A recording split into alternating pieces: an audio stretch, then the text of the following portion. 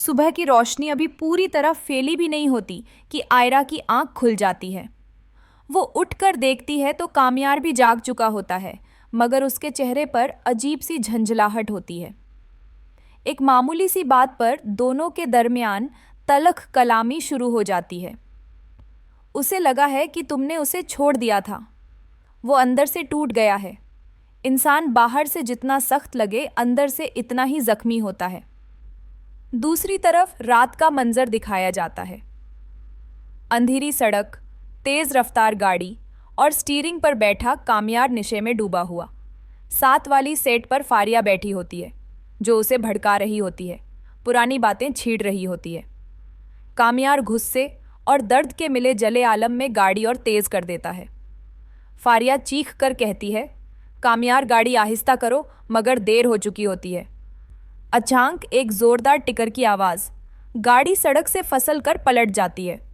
खामोशी, चंद लम्हों बाद लोग जमा होते हैं। फारिया वही दम तोड़ देती है। कामयार शदीद जा देखती है। खून में लथपथ बेहिस तो उसकी दुनिया जैसे रख जाती है। डॉक्टर कहते हैं अगले चंद घंटे बहुत अहम है, अगर ये बच गया तो मौजज़ा होगा। आयरा कामते हुए कामयार का हाथ पकड़ लेती है और आहिस्ता से कहती है, तुम्हें कुछ नहीं पास्ते में। उसका दिमाग एक ही ख्याल से भरा होता है, कामयार को उसकी सज़ा देनी है। उसने मेरी फारिया से क्या क्या। अस्पताल पहुंचते ही वो अंदर दाखिल होता है और हर तरफ हंगामा सा मच जाता है। वो फारिया की मौत और कामयार की हालत देखकर गहरे सदमे में आलम में कामयार के बेड के करीब पहुंचता है और अपने मंसूबे पर अमल करने लगता है। खवावर के गुस्से की शद्दत इतनी ज़्यादा होती है कि वो अस्पताल के अंदर छोटे छोटे नुकसान करने लगता है, जैसे आलात हिलाने, बेड के करीब सामान फेंकना और इमरजेंसी की राह में रुकावट डालना। वो चाहता है कि कामयार को ज़्यादा नुकसान पहुंचे, लेकिन उसी दौरान अस्पताल के अमले की तोजा भी उसकी तरफ मबजूल हो जाती है। आयरा चीखती है, खवावर, तुम्हें यह हक कहाँ से मिला कि तुम कामयार को नुकसान पहुंचाओ?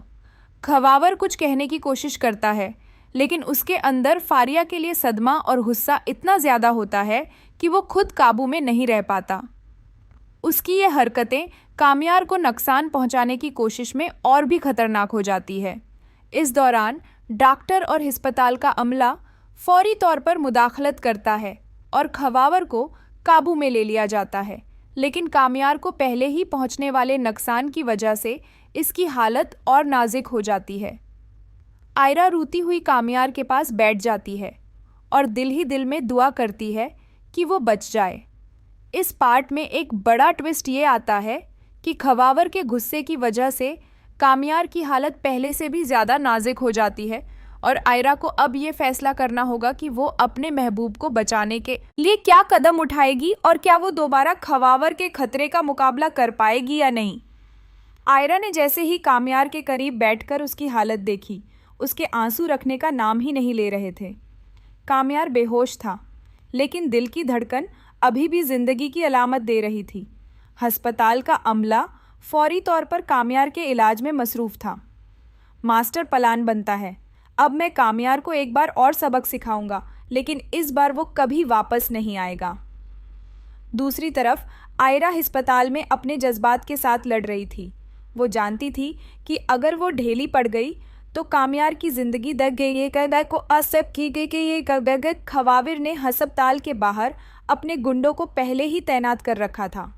वो चाहता था कि जैसे ही आयरा और कामयार को बाहर ले जाया जाए, उसके लोग हमला करें और कामयार को नुकसान पहुंचाएं। आयरा जब कामयार को अस्पताल से बाहर ले जा रही थी और थिकन के बावजूद उनके दिल एक दूसरे के लिए मजबूत मोहब्बत महसूस कर रहे थे, लेकिन वहाँ एक और बड़ा धमाकेदार ट्विस्ट मंतज़र था। फारिया का सबसे बड़ा राज सामने आना। फारिया, जो पहले गैर मौजूद समझी जाती थी, अचानक घर में नमूदार होती है।